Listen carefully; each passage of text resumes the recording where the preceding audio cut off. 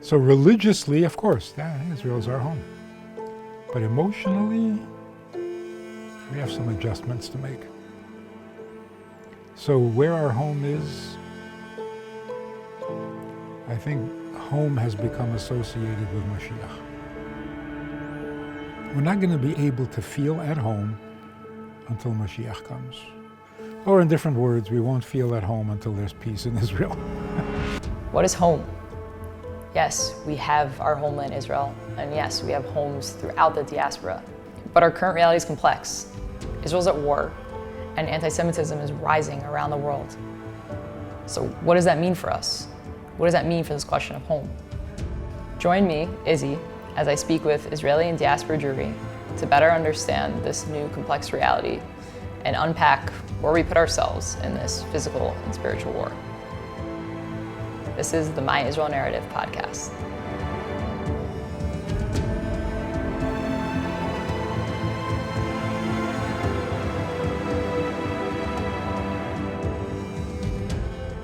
So first and foremost, thank you very, very much, Rabbi, for taking the time to have this open conversation. I kind of was explaining a little bit outside before I came in that this is a combination of even just myself looking for eitzah and advice and kind of bringing out this internal dialogue I've been having for the better part of the past 3 years. That's only gotten intensified in the past 2 months since everything started in Israel and really around the world for Jews. And just looking how to piece where to place myself. This question of home, this question of, well, what is Israel to me at this time for all of us, and just really bringing that out and bringing that dialogue. So hopefully we'll just have a kind of open conversation about that. And I kind of just wanted to start off asking very casually, no right answer here at all, but for you, when someone brings up the concept of home, what is home? What does that bring up? What's the first thing that comes to mind? You know, asking a Jew that question is a little tricky. We are the wandering Jews, the homeless people for thousands of years. We have forgotten what it feels like to be home. And even some people who make Aliyah and they come to Eretz Yisrael and they can't settle down. Is it our home? Do we have a right to all of it, a little of it, most of it, part of it? It tortures us. So religiously, of course, Israel is our home. But emotionally, we have some adjustments to make. So where our home is, I think home has become associated with Mashiach. We're not going to be able to feel at home until Mashiach comes. Or in different words, we won't feel at home until there's peace in Israel. Because if it's, you go home just to walk right into a fight, it doesn't feel very safe. And home has to feel safe. So safety, real safety, with Mashiach.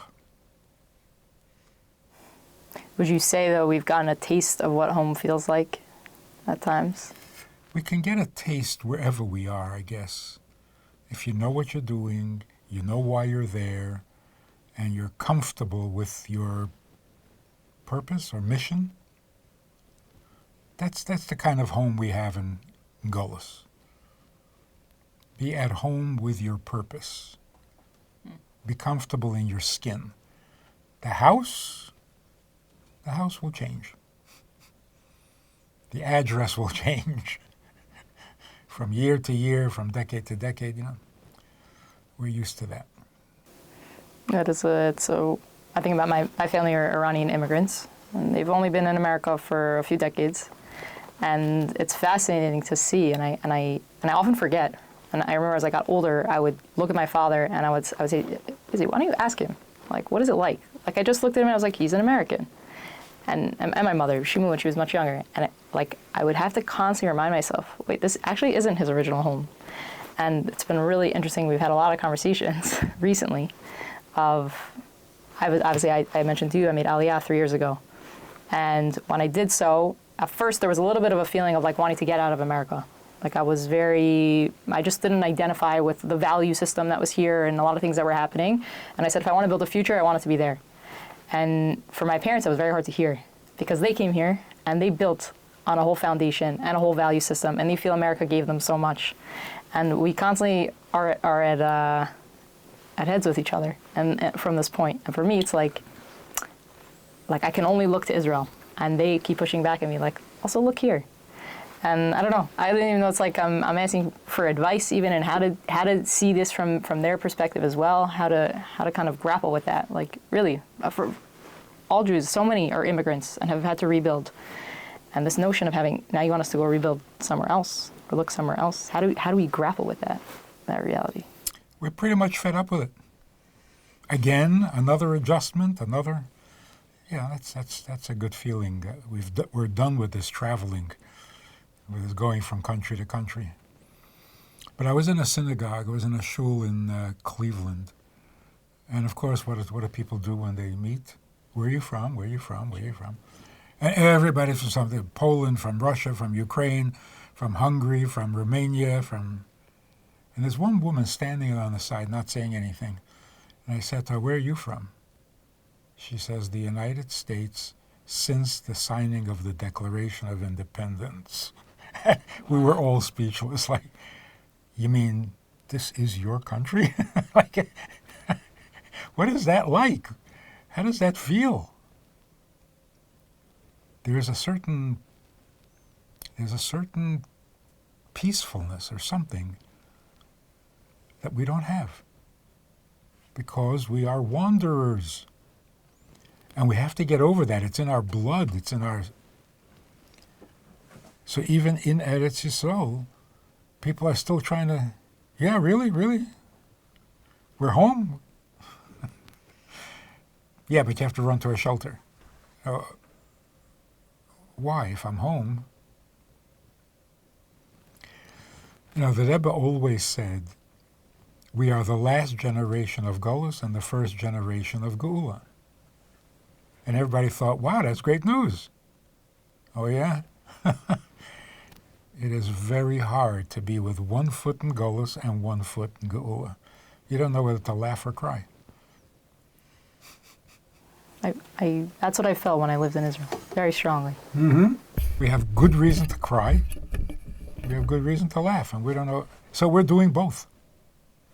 Take a look at what's going on in Israel today.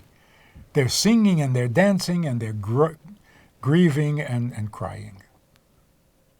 Two sides. So there's only one way this can end, and that is get both legs into Geula. So just to take a step back, I have a question. Has there ever been a time, even biblically, and basically all of Jewish history, where we've had such a strong presence in the land of Israel, or we've had the land of Israel as ours, to whatever extent we have it as ours right now, and a strong presence in the diaspora? Maybe at times of the second Beis Hamikdash, when Ezra built the second Beis Hamikdash, a lot of people were still in Persia. Those who came to Israel were intermarried. Really? The time of the second? What year is that, just roughly? What years are we talking about? Second Temple? Yeah, Purim time. Purim time. Okay. So 2,000 years ago. It was a crazy time. But they had only suffered 70 years of Golus. It's like they haven't even gotten used to Golus.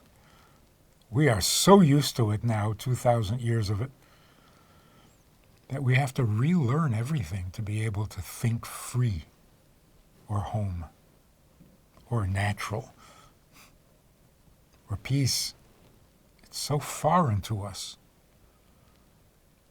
That's what we need Mashiach, to retrain us. So do you think this concept of being able to think free, do you think that's something we can start to tap into now, or that's... We have to start, yes. So people say, Mashiach is going to come take us out of Golus. No. He's going to take the Golus out of us, which is much harder. So we have to be doing the work. Yeah.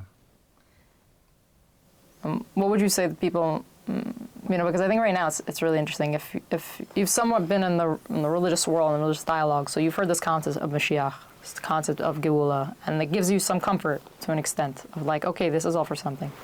But for a lot of people, I'd say majority of Jews, both in Israel and out of Israel, it's even as a religious Jew, I find it to be an unsettling time. But these concepts, these things are hard to grasp out of nowhere.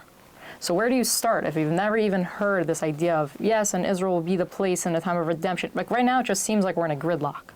Like there can't be, how, until we wipe out the enemy completely, how is any of this possible? It's not possible.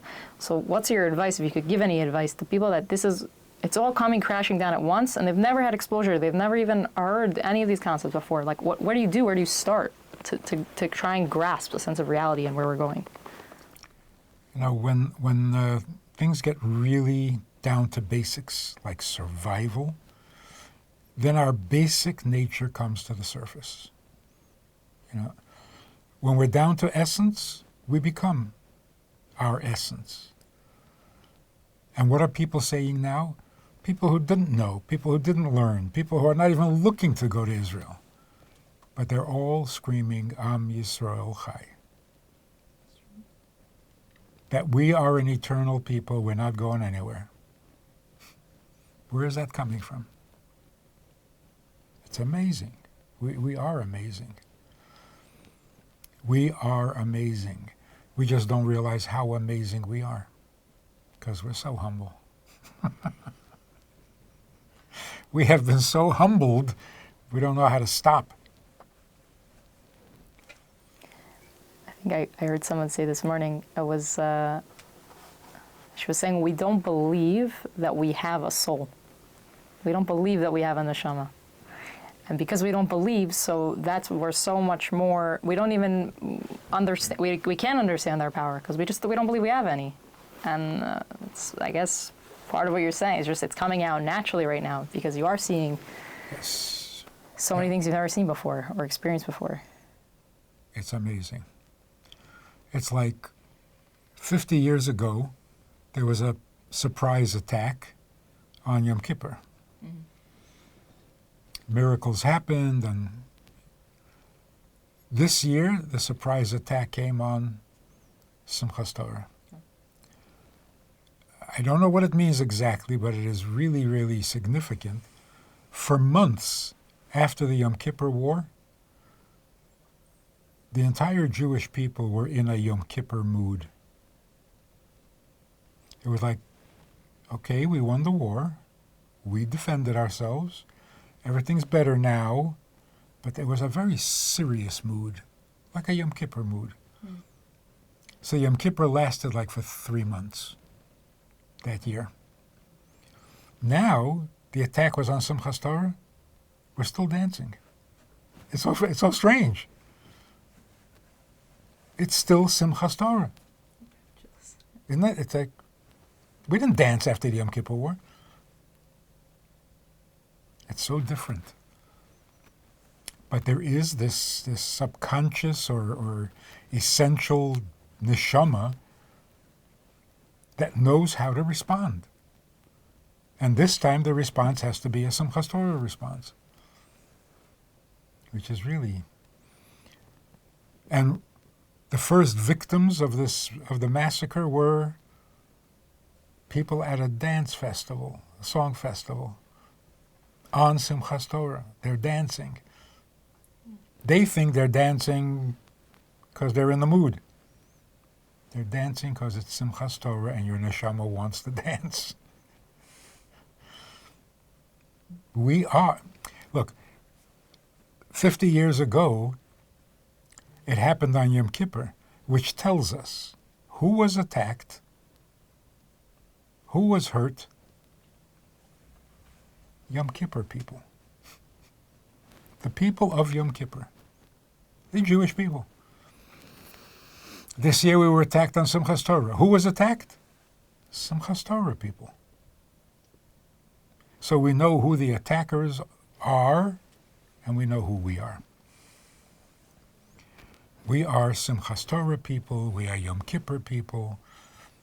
We are the Jewish people. We're just not confident enough to present ourselves that way to the world, and the world needs us to do that.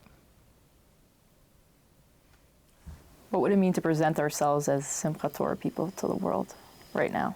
Well, just technically speaking, whenever Israeli politicians or leaders speak to the world, all they ever say is, we're the only democracy in the Middle East. They've been saying this for 70 years, and no one is impressed yet. No one in the Middle East. In America, they're impressed, but we're not dealing with America. So if we would stop saying we are the only democracy in the Middle East, and we would say instead, we are the chosen people. We dance on Simchas Torah. We fast on Yom Kippur. We eat matzah on Pesach. We are the people of Israel, the children of Israel. We are the ones who inherit this land.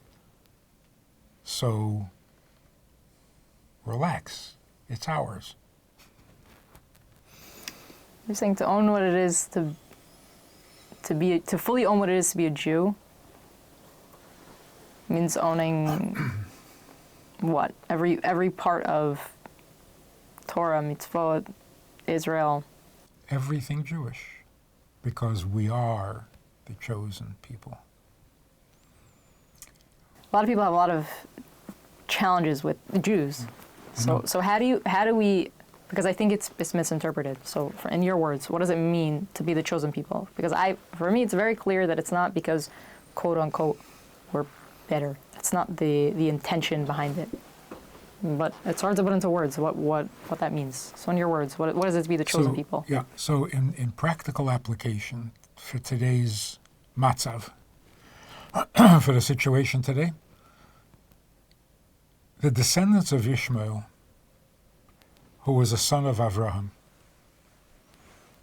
believe that they inherited the land from Avraham, because Eretz Yisrael was given to Avraham as an inheritance. Who inherits? Good people? Bad people? No. A biological child. So what does it mean to be the chosen people? We are the descendants of Avraham, and therefore we inherit his land. But technically speaking, there's other descendants of Abraham. That's where the fight is. Correct. Because they claim and believe that they are the inheritors. Which explains why they can't stand our very existence. If two brothers are arguing over a Yerusha, over an inheritance, how is that ever resolved? One wins out the fight? You can't win. As long as you exist, you're a threat. Just by existing. Because if you're a 2-month-old baby, you inherit the whole land. Just to understand from a little bit of my naive perspective, if it was given as an inheritance to Avraham, so where does the line get drawn? The line of inheritance? Yes. That's exactly what the Torah says. Sarah told Avraham, send away Hagar and her son, because he will not inherit with Yitzchak. That's when this war began, 4,000 years ago. And why do you think Hashem wanted the Jewish people to specifically to have a land? Because clearly we do well elsewhere as well. We're able to integrate into the world. Why do we need a land? Why do we need to be born at all? That's a much deeper question than I was getting at, but by all means. Yeah. We are given a holy land, like some kind of a sample of what the world should look like. Our job is to make the entire world a holy land. There should be no place on God's world that isn't holy. So it's certainly not enough that one tiny little geographic location, literally tiny, that's the whole holiness of the whole world? No, it can't be. That's a sample. Our mission throughout history is you'll end up in other lands and you'll make that a holy land wherever you are. That's what Gullus means. It's not just suffer. Don't suffer for nothing. The reason we're spread all over the world is because every country needs to become the Holy Land. So this is where I get stuck, because you have a whole dialogue, especially that's coming more alive right now, that's saying, looking at all of us all around the world, with everything that's happening, regardless of the fact that there's a war in Israel, and saying, you're crazy. Come home. Come to the true. Come to the holy place. Right. Don't, quote unquote, suffer over there or risk yourself over. Come here. Mm-hmm. And it's something that it eats at me, because on one hand I hear it, and I was kind of in that mindset for a long time, and I'm trying to piece. There's like a little bit of validity to it. From what you're saying, so maybe there's not. I don't know. I don't know how to reconcile. There is a little bit of legitimacy to it. But that's like saying to the soldiers who are in Gaza today, what are you doing? Come home. You would love to come home, but we got to make it safe. The only way to make the world safe is if the whole world becomes holy. So wherever we are scattered, wherever we find ourselves, we are bringing holiness to that place. So if you want to know, when did this war actually begin? So, yeah, you could say it began 4,000 years ago when Sarah banished Yishmael from her house. Or go back even further. When God created the world, the first thing he said to the first human being is, be fruitful and multiply, fill the world, and conquer it. Milu es haaretz v'kivshuha. Conquer it? Isn't that a war? Yes, it's a war. The war is, the world is dark and ungodly. Change it. That's it. That's when it began. Today we call it Tikkun Olam. I wanted to ask you about that. When you say Tikkun Olam, is that not a declaration of war? Is it? I don't know. I never thought of it like that. Yes, you're saying the world is not the way it should be. Let's fix it. Okay, so you've got a battle. You have a conflict. The darkness pulls in one direction, the light pulls in the other direction, and we got to fix it. So how do you fix it?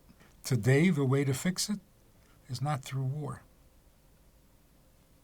Today, the way to fix it is to add more light.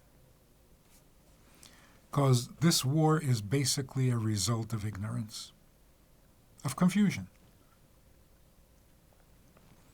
The reason Islam believes that they are the inheritors is because Avraham didn't believe in idols, neither do they.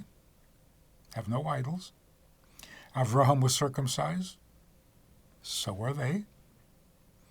Avraham prayed to God and to nobody else, so do they. So they feel that they are the rightful inheritors of Avraham's land, which God gave to him. What about the Jewish people? They don't think we're Jewish anymore. We assimilated. We're not Avram's children anymore. That's what they believe. And that's why they feel very righteous about claiming the land. This is why two-state solution makes them laugh. What do you mean two-state solution? It's our land. We inherit it. You're going to give us pieces of our land? There's no point in discussing this. Well, let's share. We'll give away parts. They're laughing at you. It's our land. What do you mean you're giving it to us? See, if it's an inheritance, it changes everything. If it's an inheritance for all generations to come, then you can't settle for half. What kind of negotiation is that? It's all ours. And we don't have to capture it. So even if we beat you up and throw you out, that's not the point. The point is, it's already ours. We inherit it.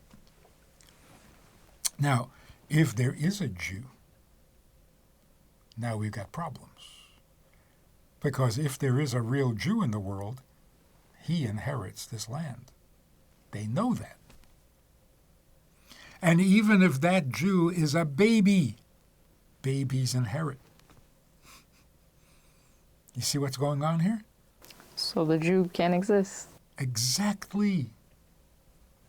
Exactly. It's not beat up the Jew. It's not good enough. As long as a Jew exists, it's a threat, even if it's a baby. Which is why they don't think babies are civilians. They don't think there are any civilians. A Jew who exists is a threat. Their only hope is we're not really Jews. So what is our answer? Am Yisrael Chai.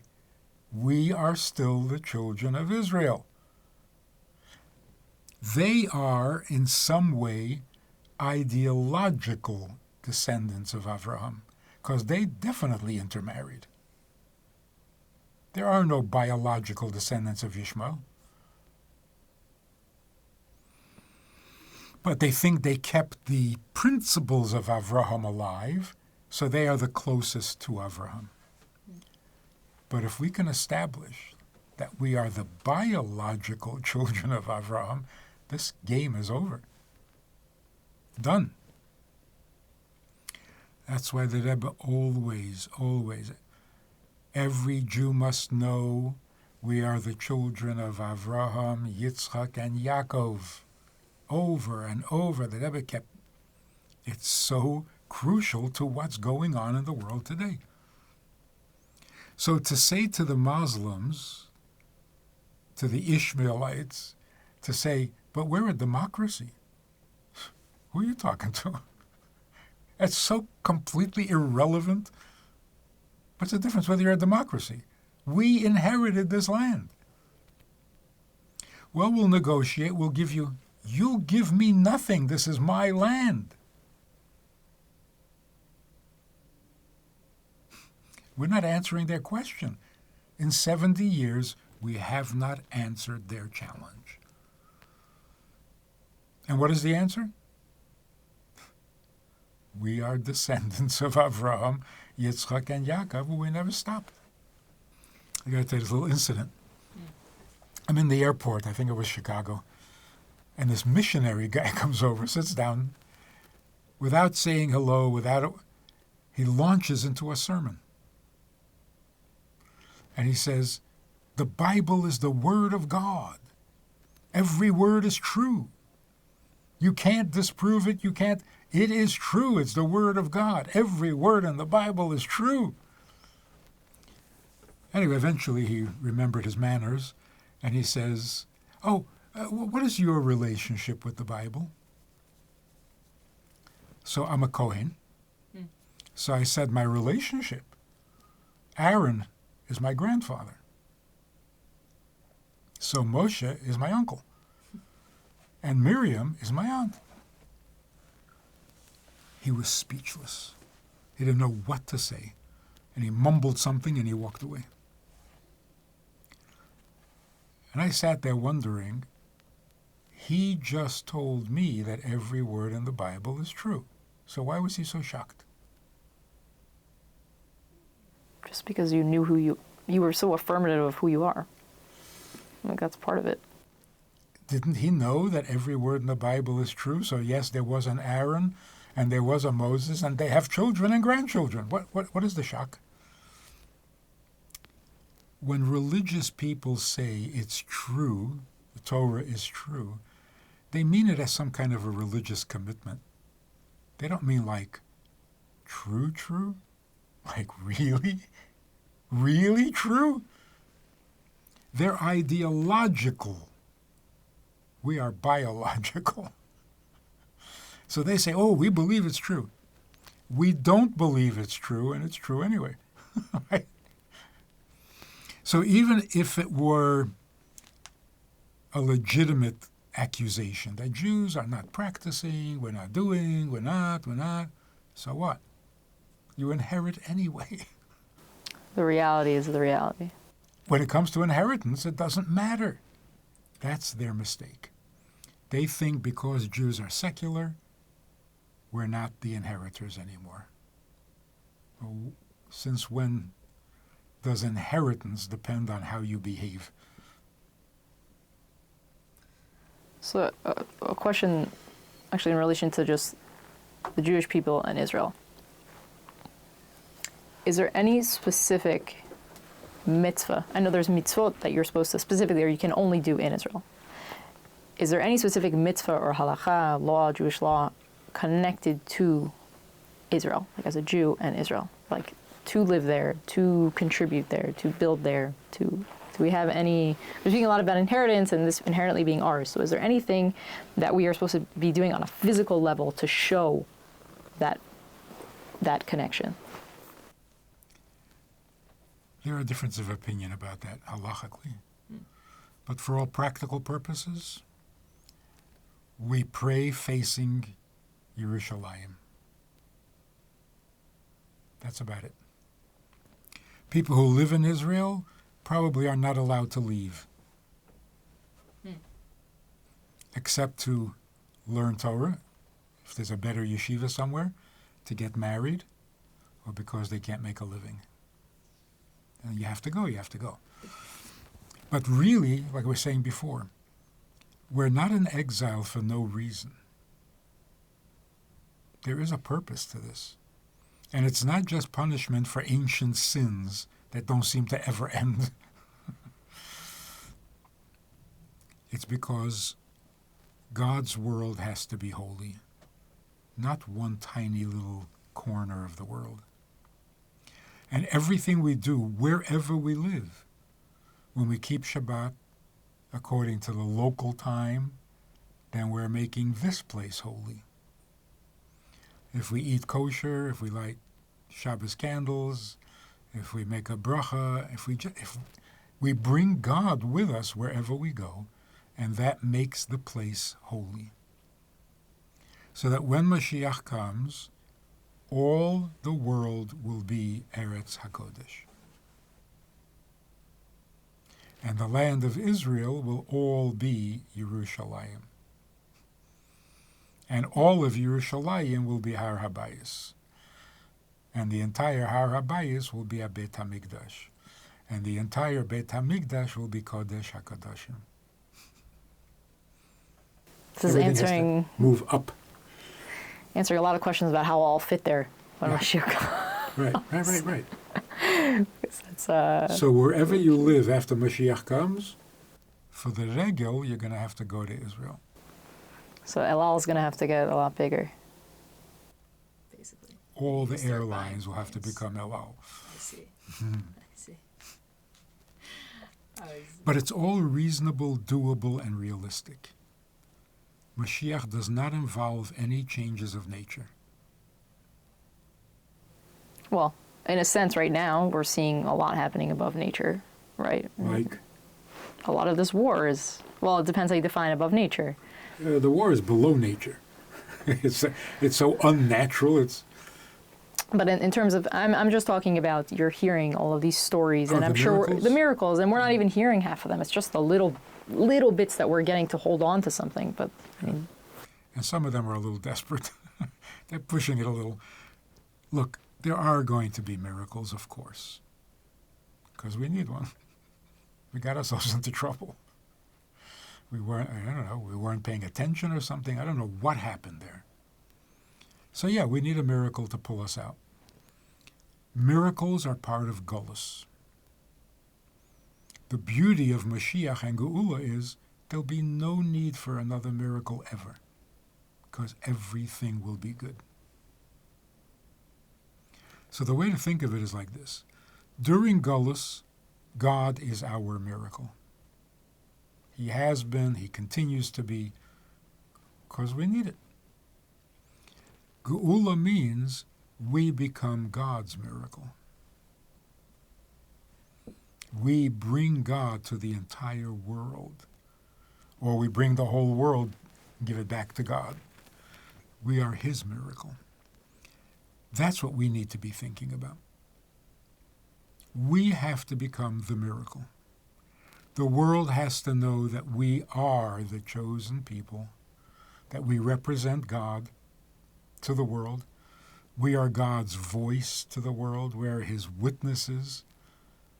And it's our job to transform the world into a godly place. We have to be his miracle. Let's think about Hanukkah for a minute, since it's coming up. Yeah. There was a huge war, a horrible war, where we were at great odds. They had bigger armies, they had better equipment, they were soldiers, we were not. We didn't have an army Maccabees at all? Didn't. Nothing. Okay. The Maccabees, well, the army didn't really resist. The standing army was assimilated. They were Greeks. They were Yevonim. So Matisyahu had to start his own little army, the Maccabees, and they won the war. I mean, if you're talking about miracles. And yet, when we celebrate Hanukkah, we hardly mention, or all we do is mention, but we don't celebrate the miracle or the victory of the war. We're grateful, but we celebrate the miracle of the oil, which seems insignificant compared to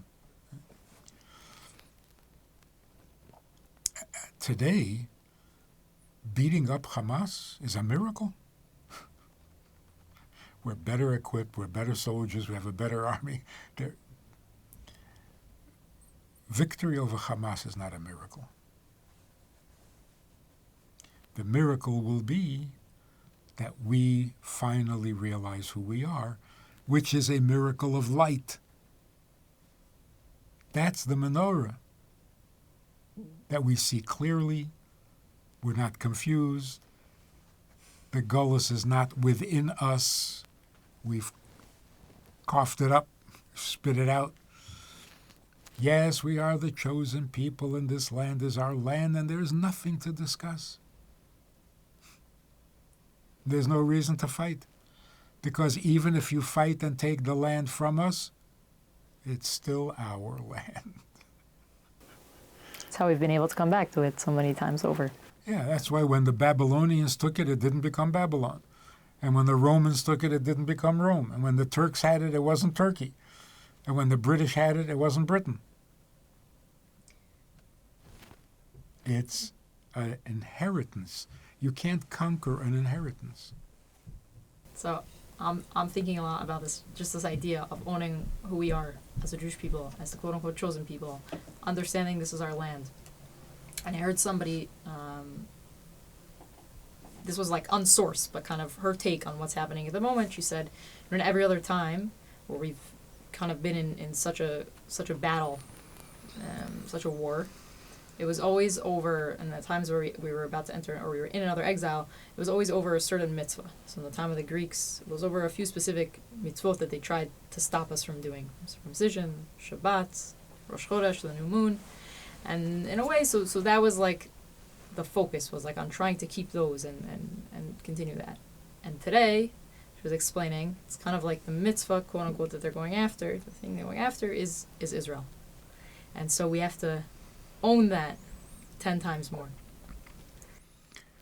That's really good. Take it one step further. It's not even about Israel. It's not about anything. It's about who. They claim to be the inheritors. Are they or are they not? And it's not only about Israel. The whole legacy of Avraham. Who is Avraham's successor? In everything. They think they are. So the question is not who gets land. The question is, who's who? Who is Avraham's descendant? That's very different from all the other wars we've ever had. It was never about descendant, and it was never about inheritance. It was about stuff. So the Romans come in, and they carry off the menorah, and they carry off all the kalim of the Beis Hamikdash. They got it. That's what they were after. Do they care whether we're chosen or not? Esav doesn't care. Like Esav says to Yaakov, you want to be the firstborn? You want to be the Bechor? Take it. I'm a hunter. When I want something, I capture it. I don't need to inherit. Anytime I want the land, I'll take it. Like the Turks did, and like the Romans did. And they took it. Because it never became theirs. So Esav felt, I'm strong enough and I'm a good hunter, and I conquer and take whatever I want. So, yeah, you be the Bechor, you inherit. I'll take it from you anytime I want. And they can't. So now Yishmael comes along and says, we are the inheritors.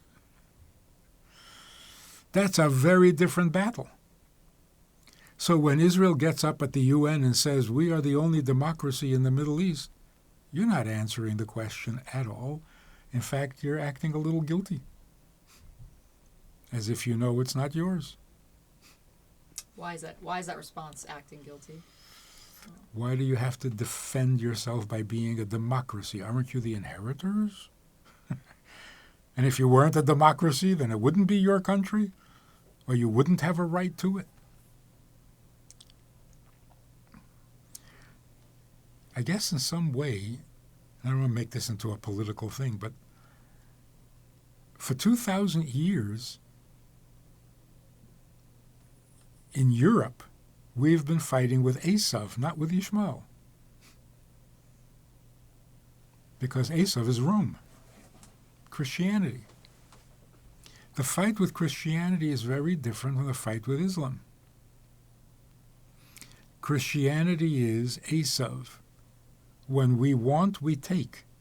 We are hunters. Esav is a hunter. Yishmael never was a hunter. The only claim Yishmael has is, I am ben Avraham, so it's mine. The argument, we're better, we're more tzniut, we're more irrelevant. If you're the son, then you don't have to be anything special to inherit. So that I hear, but at the same token, we do still have to play that role. We have to as be the it. beacon of light. We have to be it, not play it. And it's not a role, it's just who we are. So yeah, it's coming into your own, coming into yourself. Look, the miracle of our survival is the most awesome part of the whole thing. The fact that we are the biological children of Avraham, that is so awesome. When I told this guy I am a descendant of Aaron, blew his mind. So there's no contest, there's no argument. We are the inheritors. But their claim that we stopped being Jewish, we have to counter. No, we didn't. We dance on Simchas Torah. We didn't change anything. We still build mikvahs, and we still have yeshivas, and we still shake a lulav and esrog. Don't tell us we didn't change. We are the Jewish people, the children of Israel who came out of Egypt. The most beautiful thing about what's happening now is no matter what someone's background was, they're dancing, and they were dancing, like you're saying, just to bring it back. Yeah. Whether people, sadly were at, I say sadly because of what they experienced, that they were at the festival, or they were in their shuls. And all around the world we were dancing. We kept... Even people outside of shuls and song festivals were dancing. Yeah. Okay. So let me put it this way. If we know who we're dealing with, and we're not confused, we're not fighting America, we're not fighting Britain, we're not fighting India, we're fighting descendants, people who think they're descendants of Abraham. When they see an Israeli tank, they're not intimidated. But when they see a soldier standing in the tank with his tefillin on, it scares them. That is literally the truth. They are much more frightened by Jews being Jewish than by Jews being militant. Because they don't care to die. They know that even if they die, they are right. And that the land is theirs because they inherit it. But if we're Jewish, they don't inherit anything. That scares them much more. So those pictures of soldiers in tefillin and talit, that is the most powerful weapon.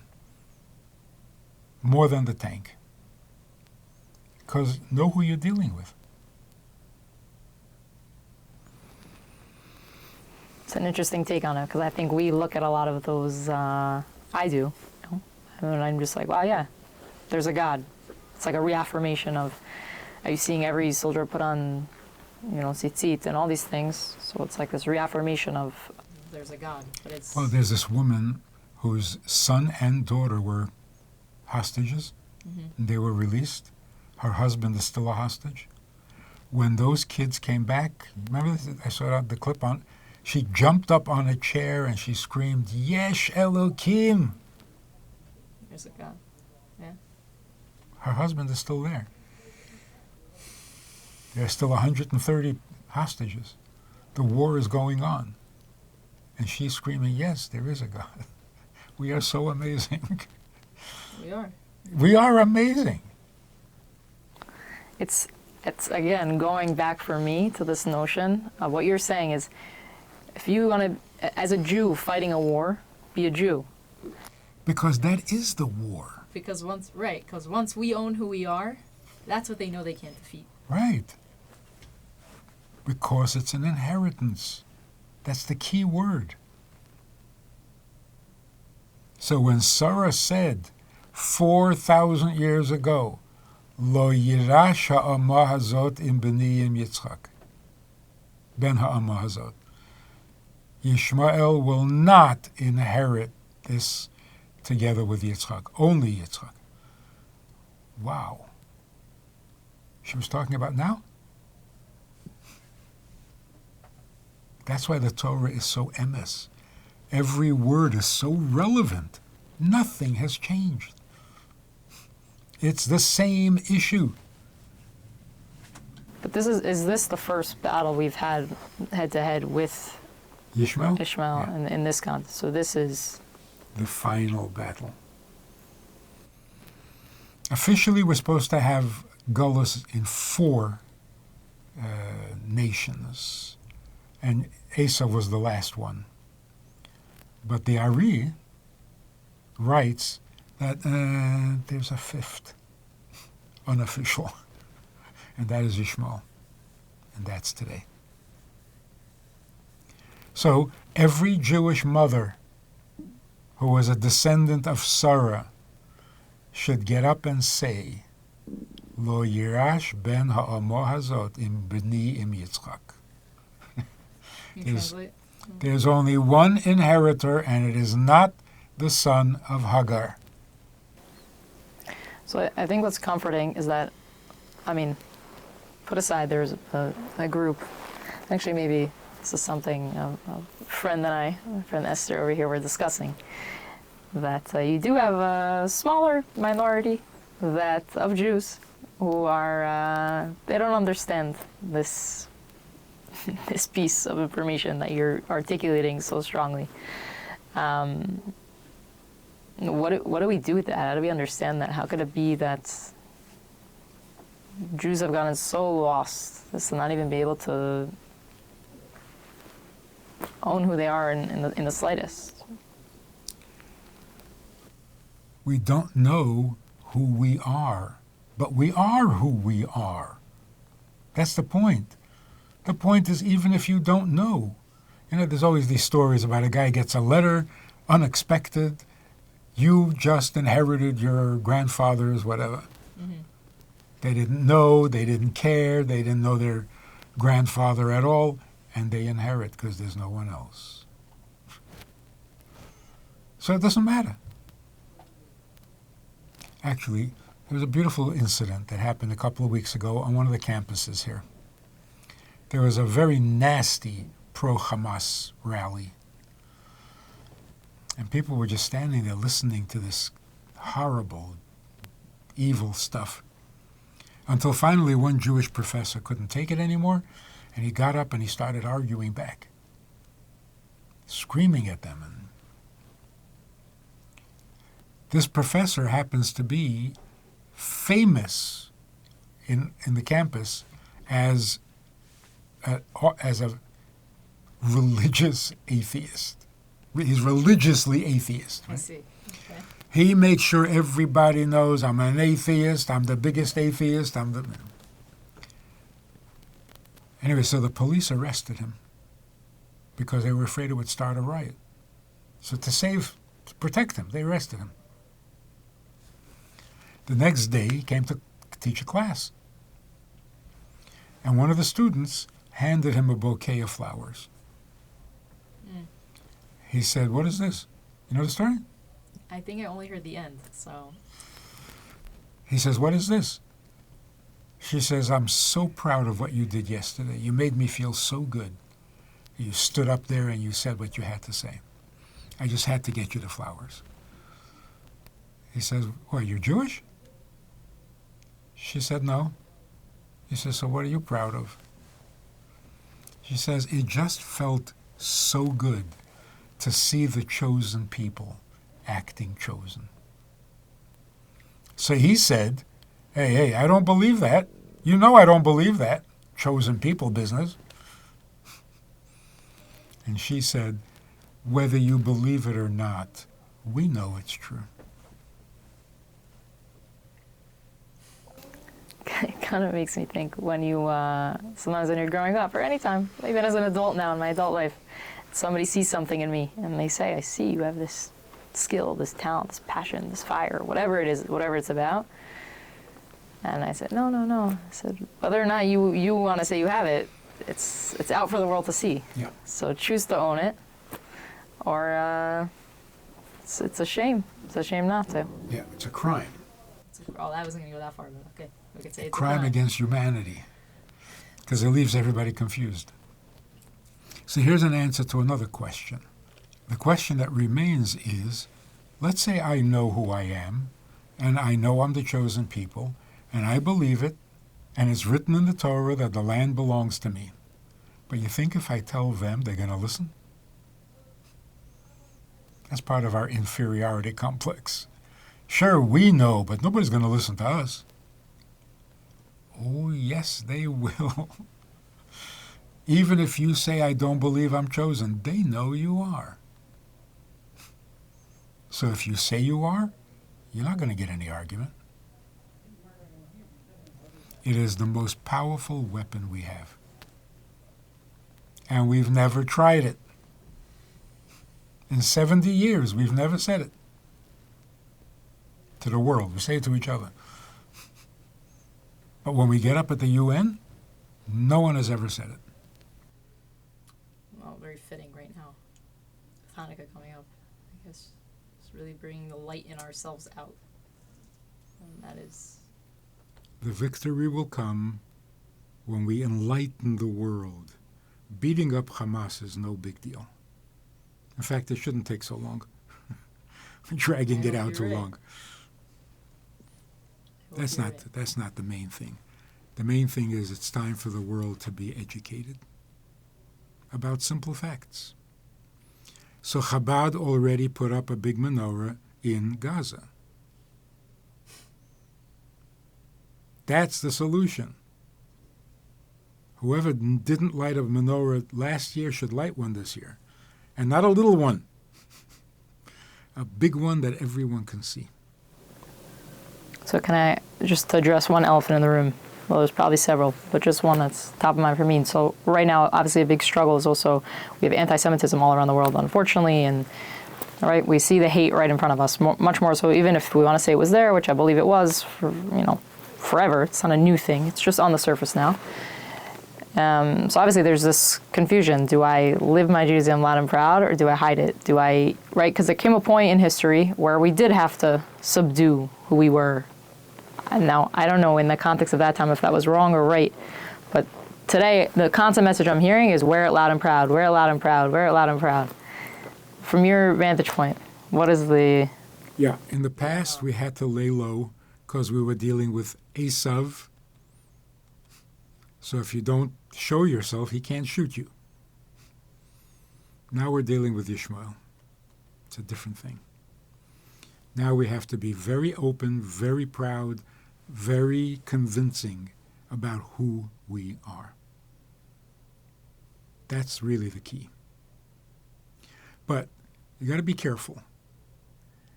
I think with a little exaggeration, maybe, everyone over 30 in the world supports Israel.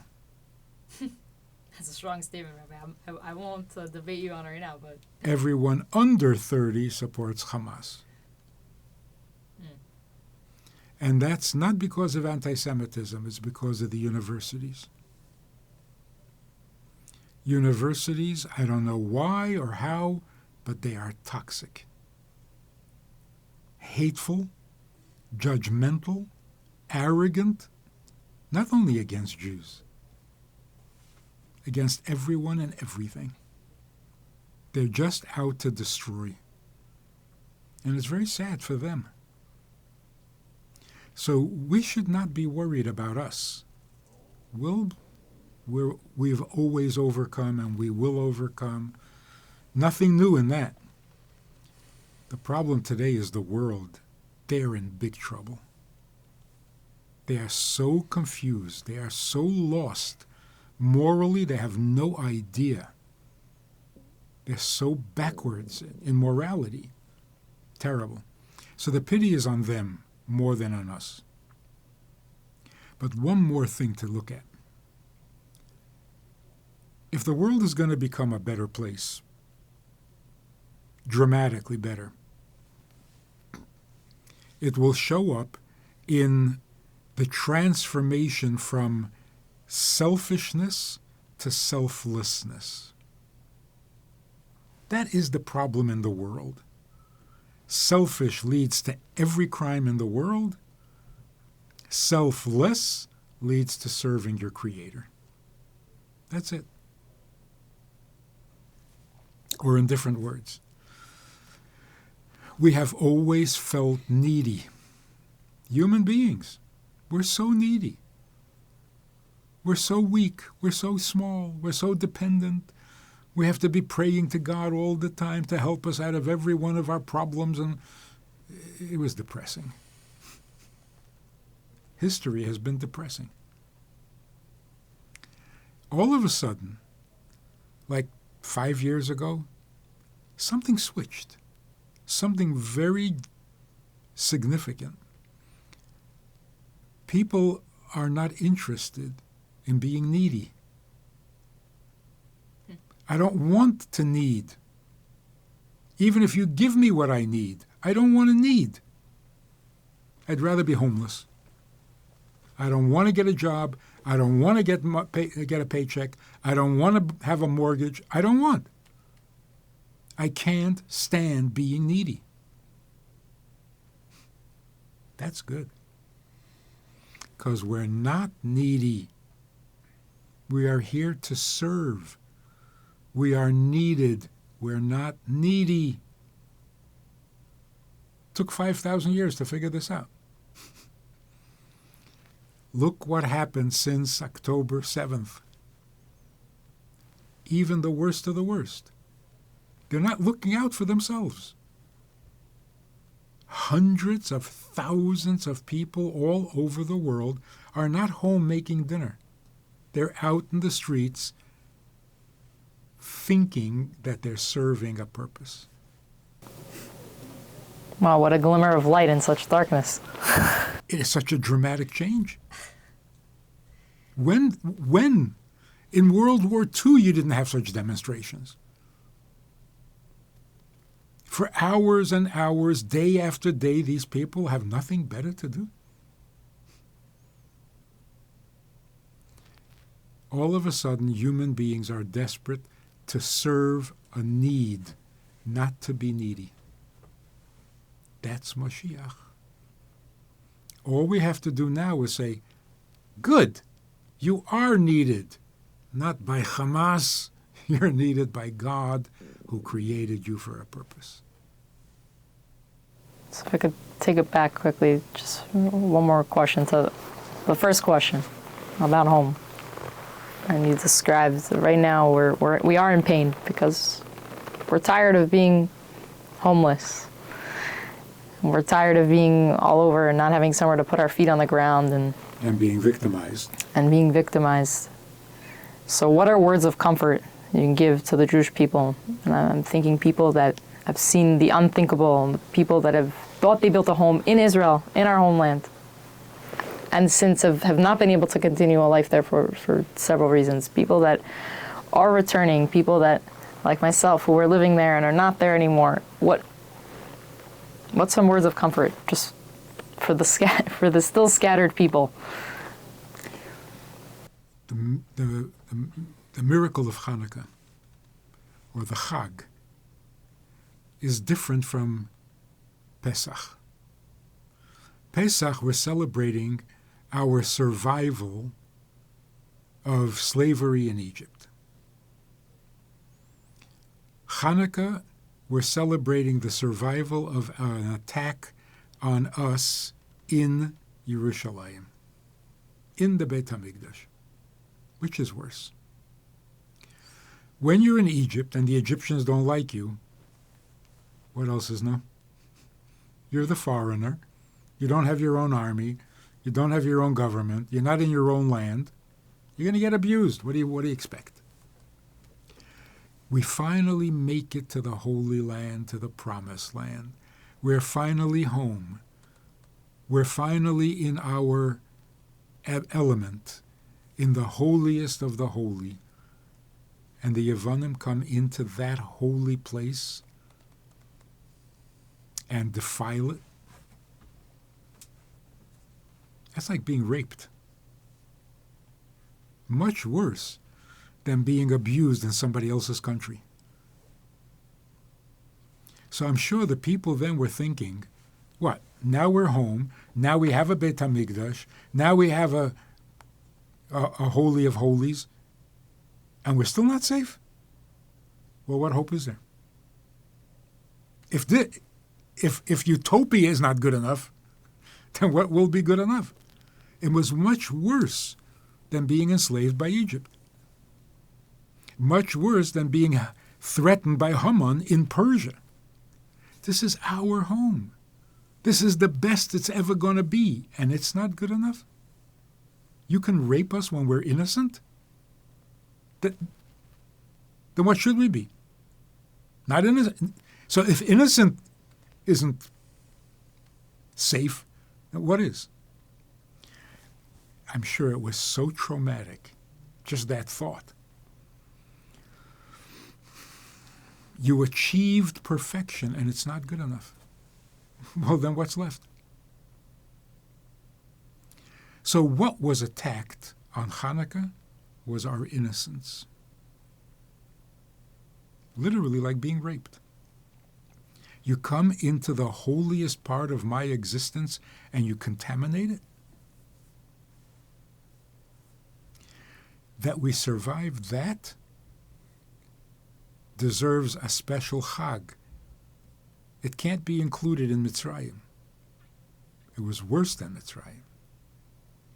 So we made another chag. The survival of of the violation of our innocence. So what happened? The Maccabees came and they said, we have to light the menorah, but we're all contaminated. So we might as well just use the contaminated oil. And they said, no way. They went looking until they found that little pitcher of oil that was never contaminated. The neshama that cannot be diminished. Who we are. You can't change who we are. You can affect how we behave. You can't change who we are. So no amount of violation, no amount of abuse can take away our innocence. This is something the hostages need to hear loud and clear.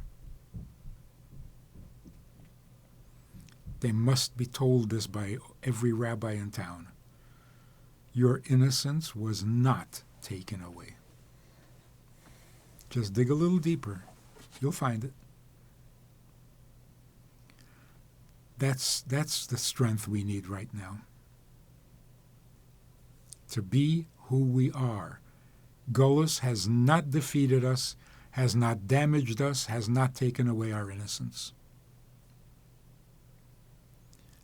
It is so perfect that Hanukkah comes right after being released from hostage. Hopefully they should all be out by the time Hanukkah comes. Yeah. But even if they're not, they need to hear it anyway. You can be violated. You can be victimized. You can't be less Jewish. You can't be less innocent.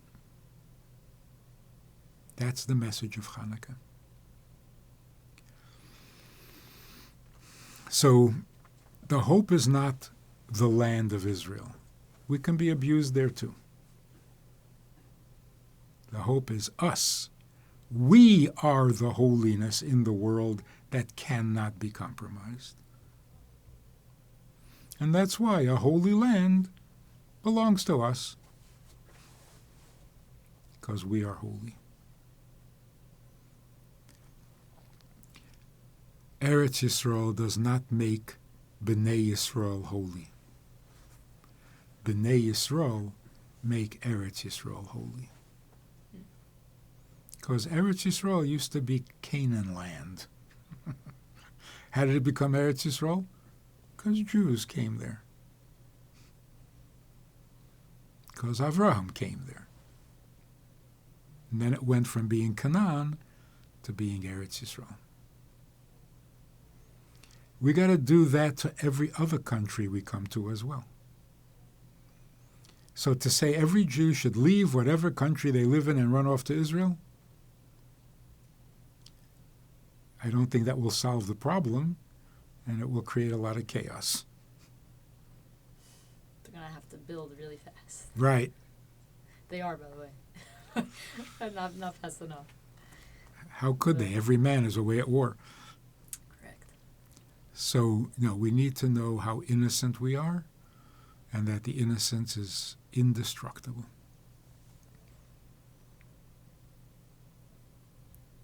We don't compromise with oil that is tameh. We look and we find oil that is pure. And if it's pure, it'll last 8 days. It'll last as long as you need it to last. It's indestructible. Just have to look for the real thing. Yeah. Well, I think that's going to be a big part of my praying on Hanukkah. It's just show me the real deal. Or you're showing the world the real deal by lighting your menorah. Really, the menorah is, if you really understand it properly, it is so important. The menorah is the indestructibility of our innocence. Am Yisrael Chai is just the tip of the iceberg. That we're alive, oh, of course we're alive, and we're going to stay alive. But more than that, we will stay alive undamaged. Amen. Chag Sameach. That's amen. Okay. Thank you, Rabbi. Thank you for sharing your words, your wisdom, your Torah. And I hope for myself, I'll just take away from this, to just really focus on being me, the best me. I think first and foremost, Wherever me, you are. wherever I am, and owning wherever I am. Yeah. And that in and of itself will bring light, hopefully, to where each of us are. And it might give the leaders the confidence to get up and say what they need to say to the world. And stop saying we have a right to defend ourselves. That's so embarrassing. So childish. Well, when you've been in a certain narrative for so long, so it's more than a flip of a switch to... Yeah, and it's a narrative that is appropriate for Esav. It doesn't answer Yishmo. It's Esav language. He's a hunter, we can defend ourselves. Good answer. But Yishmael is not a hunter. So let's get to it. We have a lot of work to do. It should be the easiest thing. Because they're ready. They're so afraid of the truth because they know it's true. They're just hoping we don't.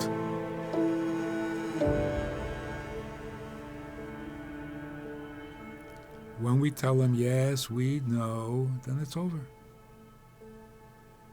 It's over. Thanks for listening to another episode of My Israel Narrative. If you enjoyed this episode, make sure to follow along and subscribe. Until next time, I'm Yisrael Chai.